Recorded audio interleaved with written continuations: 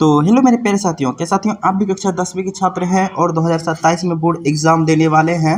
तो यह वीडियो आपके लिए बहुत ही महत्वपूर्ण है, क्योंकि आज की इस वीडियो में हम देखने वाले हैं क्लास 10 सोशल साइंस यानी कि सामाजिक विज्ञान के 50 वीवीआई ऑब्जेक्टिव क्वेश्चन, जो कि 2027 बोर्ड एग्जाम के लिए बहुत ही महत्वपूर्ण है। तो वीडियो के एंड तक बने रहिएगा। तो चलिए बिना विलंब के करते हैं क्लास को प्रारंभ। उससे पहले अगर वीडियो पसंद आए तो वीडियो को लाइक कर लेंगे, अगर चैनल पर नए तो चैनल को भी सब्सक्राइब कर लेंगे। देखते हैं हमारा पहला प्रश्न। तो हमारा यहाँ पे पहला प्रश्न है कि काली मिट्टी को का दूसरा नाम क्या है। तो काली मिट्टी का दूसरा नाम क्या है। फर्स्ट ऑप्शन से आपका लाल मृदा, सेकंड ऑप्शन से रेगुर मृदा, थर्ड ऑप्शन से लेटेराइट मृदा, फोर्थ ऑप्शन से जलोढ़ मृदा। तो काली मिट्टी का दूसरा नाम क्या है, फटाफट आप लोग कमेंट बॉक्स में आंसर दीजिए। अगर आप आंसर जान रहे हैं तो आंसर कमेंट बॉक्स में देते चलेंगे साथ साथ प्यारे साथियों। तो यहाँ पे आप लोग को बता दें कि काली मिट्टी का दूसरा नाम क्या बोलते हैं। दूसरा नाम से हम रेगुर मृदा के नाम से जानते हैं। तो यहाँ पे भी आप लोग का बिल्कुल सही जवाब हो जाएगा। अब बढ़ते हैं अगला प्रश्न पे। तो अगला प्रश्न है हमारा कि कांवर झील कहाँ स्थित है। तो कांवर झील कहाँ स्थित है। पहला ऑप्शन से गया, सेकंड ऑप्शन से पटना, थर्ड ऑप्शन से बेगूसराय, फोर्थ ऑप्शन से नालंदा। तो कांवर झील कहाँ स्थित है, तो आप लोग याद रख लीजिए बेगूसराय में स्थित है। तो यहाँ पे सी आप लोग का बिल्कुल सही जवाब हो जाएगा। अब बढ़ते हैं अगला प्रश्न पे। तो अगला प्रश्न है आपका कि जालवेराइन किसकी संस्था थी। तो जालवेराइन किसकी संस्था थी, किसानों की, व्यापारियों की, मजदूरों की या सैनिकों की। फटाफट आप लोग चैट सेशन में जवाब दीजिएगा कि जालवेराइन, तो जालवेराइन किसकी संस्था थी। तो आप लोग याद रख लीजिएगा कि व्यापारियों की। तो यहाँ पे भी आप लोग का बिल्कुल सही जवाब हो जाएगा। अब बढ़ते हैं अगला प्रश्न पे। तो अगला प्रश्न है हमारा कि योजना आयोग के अध्यक्ष कौन होता है। तो मतलब योजना आयोग के अध्यक्ष कौन होते हैं। तो फटाफट आप लोग चैट सेक्शन, अगर आप जवाब जानते तो जवाब चैट सेक्शन में देंगे। तो योजना आयोग के अध्यक्ष कौन होते हैं प्यारे साथियों, तो राष्ट्रपति होते हैं या फिर वित्त मंत्री या प्रधानमंत्री या राज्यपाल। तो आप लोग याद रख लीजिएगा कि योजना आयोग के अध्यक्ष जो है ना प्यारे साथियों, वह प्रधानमंत्री होते हैं यानी कि प्राइम मिनिस्टर होते हैं। तो यहाँ पे सी आप लोग का बिल्कुल सही जवाब हो जाएगा। अब बढ़ते हैं अगला प्रश्न पे। तो अगला प्रश्न है हमारा कि देश के बांधों का मंदिर, मतलब देश के बांधों को भारत का मंदिर किसने कहा है। तो देश के बांधों को भारत का मंदिर किसने कहा है। पहला ऑप्शन से गांधी जी, सेकंड ऑप्शन से आपका पटेल, थर्ड ऑप्शन से पंडित नेहरू और फोर्थ ऑप्शन से राजेंद्र प्रसाद। तो यहाँ पे देश के बांधों को भारत का मंदिर किसने कहा, तो यह पंडित नेहरू ने कहा है। तो यहाँ पे करेक्ट जवाब का ऑप्शन नंबर सी हो जाएगा, बिल्कुल सही जवाब। अब बढ़ते हैं अगला प्रश्न पे। तो अगला प्रश्न है हमारा कि भारत का केंद्रीय बैंक कौन है। तो भारत का केंद्रीय बैंक फटाफट बताना है। Reserve bank of India, SBI, PNB या NABARD। तो फटाफट आप लोग बताइएगा। तो भारत का केंद्रीय बैंक क्या है, तो यहाँ पे आपका करेक्ट जवाब देगा रिजर्व बैंक ऑफ इंडिया। अब बढ़ते हैं अगला प्रश्न पे। तो अगला प्रश्न है हमारा कि किस क्षेत्र को तृतीय क्षेत्र कहा जाता है। तो किस क्षेत्र को तृतीय क्षेत्र कहा जाता है, सेवा क्षेत्र, कृषि क्षेत्र, औद्योगिक क्षेत्र या खनन क्षेत्र। तो आप लोग याद रख लीजिएगा तृतीय क्षेत्र किसको कहा जाता है, तो सेवा क्षेत्र को कहा जाता है। तो यहाँ पे करेक्ट जवाब आपका ऑप्शन नंबर ए हो जाएगा, बिल्कुल सही जवाब। अब चलते हैं अगला प्रश्न पे। तो अगला प्रश्न देखते हैं। तो अगला प्रश्न है हमारा यहाँ पे कि गुटेनबर्ग ने सर्वप्रथम किस पुस्तक की छपाई की थी। तो गुटेनबर्ग ने सर्वप्रथम किस पुस्तक की छपाई की थी, तो आप लोग याद रख लीजिए बाइबिल की। तो यहाँ पे करेक्ट जवाब आपका ऑप्शन नंबर डी हो जाएगा, बिल्कुल सही। बढ़ते हैं अगला प्रश्न पे। तो अगला प्रश्न है हमारा यहाँ पे कि पृथ्वी को नीला ग्रह क्यों कहा जाता है। तो पृथ्वी को नीला ग्रह क्यों कहा जाता है, फटाफट आप लोग चैट सेक्शन में जवाब दीजिएगा।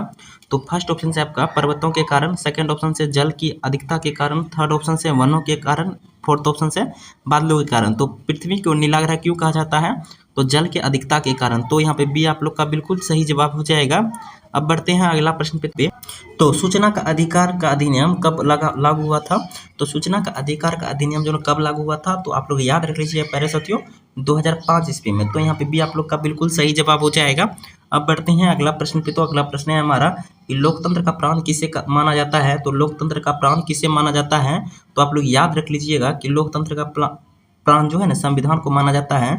तो यहाँ पे ये आप लोग का बिल्कुल सही जवाब हो जाएगा।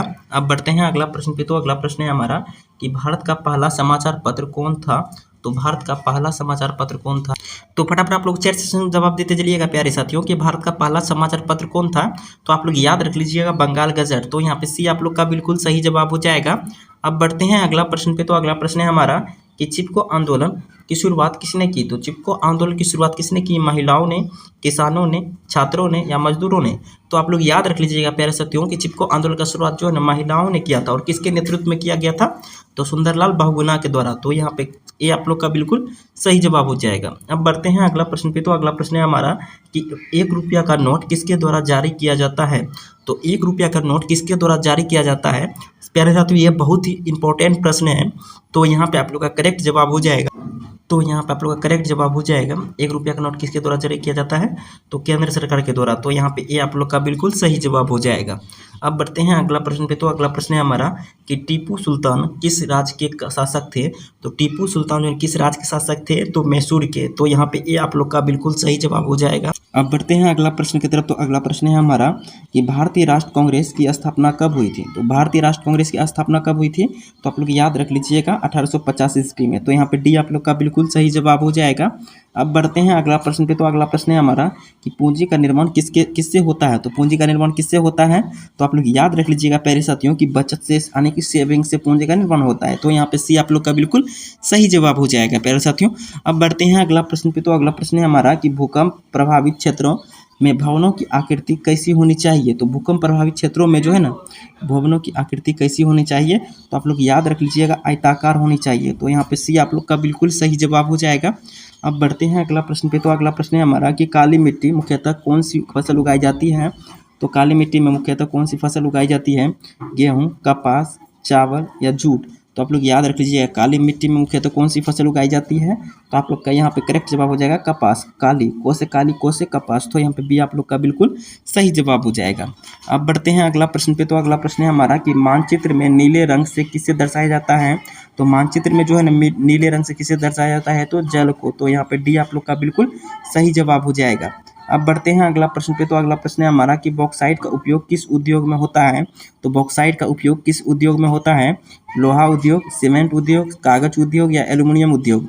तो बॉक्साइट का उपयोग जो है किस उद्योग में होता है? तो एल्यूमिनियम उद्योग में। तो यहाँ पे डी आप लोग का बिल्कुल सही जवाब हो जाएगा। अब बढ़ते हैं अगला प्रश्न पे। तो अगला प्रश्न है हमारा कि समाजवादियों की बाइबिल किसे कहा जाता है? तो समाजवादियों की बाइबिल किसे कहा जाता है? तो आप लोग याद रख लीजिएगा दास कैपिटल को। तो यहाँ पे ये आप लोग का बिल्कुल सही जवाब हो जाएगा।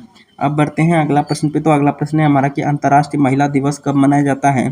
तो अंतर्राष्ट्रीय महिला दिवस कब मनाया जाता है? तो आप लोग याद रख लीजिएगा 8 मार्च को। तो यहाँ पे डी आप लोग का बिल्कुल सही जवाब हो जाएगा। अब बढ़ते हैं अगला प्रश्न पे। तो अगला प्रश्न है हमारा कि लेनिन की मृत्यु कब हुई? तो लेनिन की मृत्यु कब हुई? फटाफट आप लोग चैट सेक्शन में जवाब देते चलिएगा प्यारे साथियों। तो लेनिन की मृत्यु जो है 1924 ईस्वी में हुई थी। तो यहाँ पे डी आप लोग का बिल्कुल सही जवाब हो जाएगा। अब बढ़ते हैं अगला प्रश्न पे। तो अगला प्रश्न है हमारा कि भारतीय रिजर्व बैंक की स्थापना कब हुई? तो भारतीय रिजर्व बैंक की स्थापना कब हुई? तो आप लोग का यहाँ पे करेक्ट जवाब हो जाएगा 1935 ईस्वी में। तो यहाँ पे बी आप लोग का बिल्कुल सही जवाब हो जाएगा। अब बढ़ते हैं अगला प्रश्न पे। तो अगला प्रश्न है हमारा कि भारत का राष्ट्र पक्षी कौन है? तो भारत का राष्ट्र पक्षी क्या है? इसका जवाब आप लोग कॉमेंट इसका तो एक्सेप्ट कर सकते हैं। आप लोग कक्षा 10वीं के छात्र हैं और भारत का राष्ट्र पक्षी तो आपको आना ही चाहिए। इसका जवाब तो आपको कमेंट बॉक्स में देना ही पड़ेगा। अब बढ़ते हैं अगला प्रश्न पे। तो अगला प्रश्न है हमारा कि सूचना का अधिकार आंदोलन की शुरुआत किस राज्य से हुई? तो सूचना के अधिकार आंदोलन की शुरुआत किस राज्य से हुई?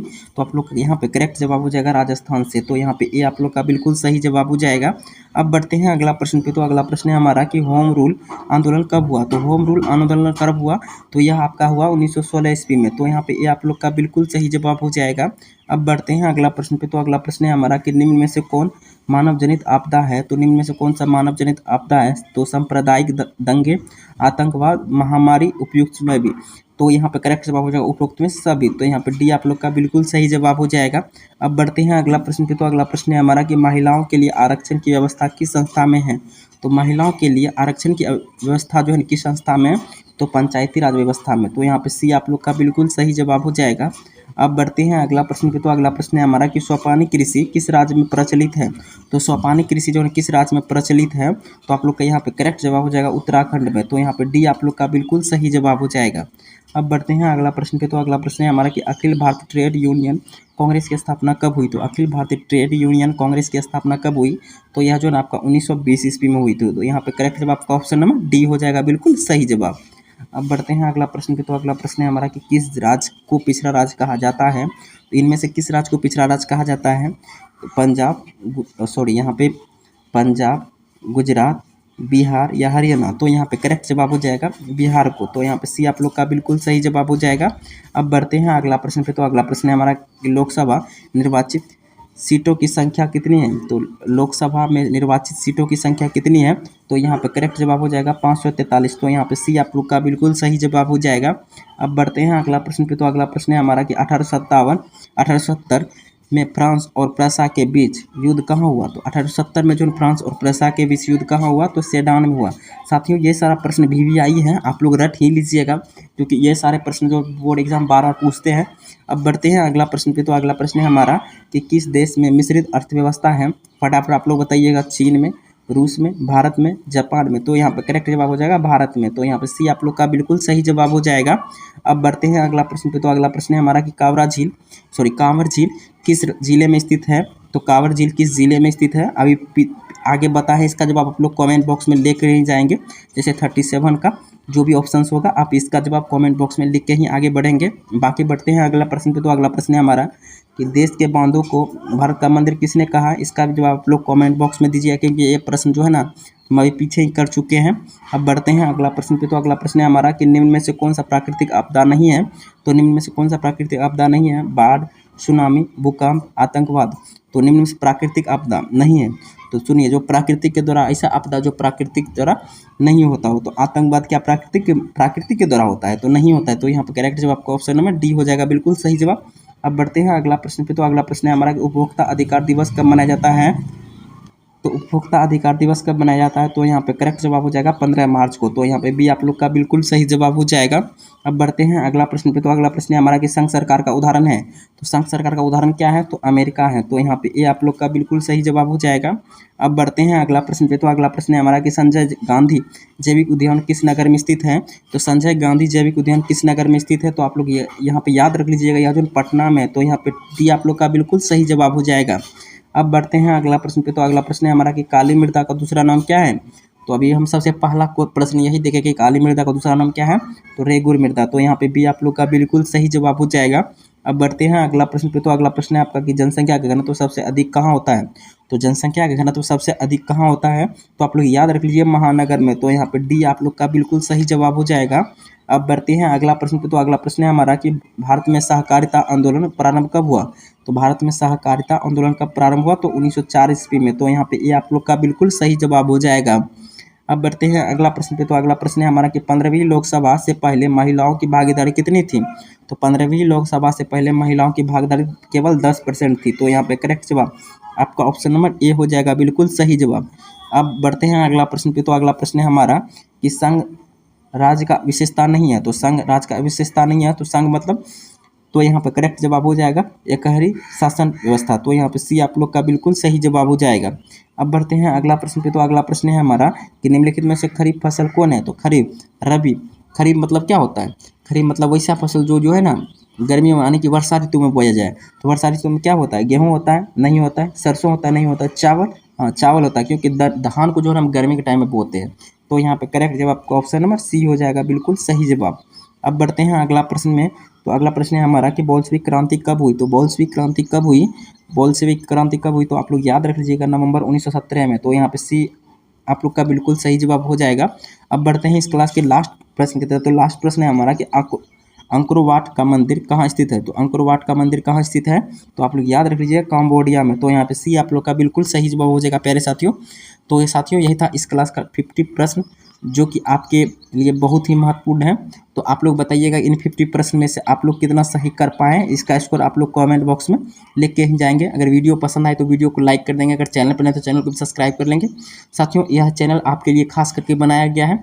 मिलते हैं फिर से इसी प्रकार क्लास के साथ, तब तक बने रहिए हमारे साथ। जय हिंद, जय भारत, धन्यवाद।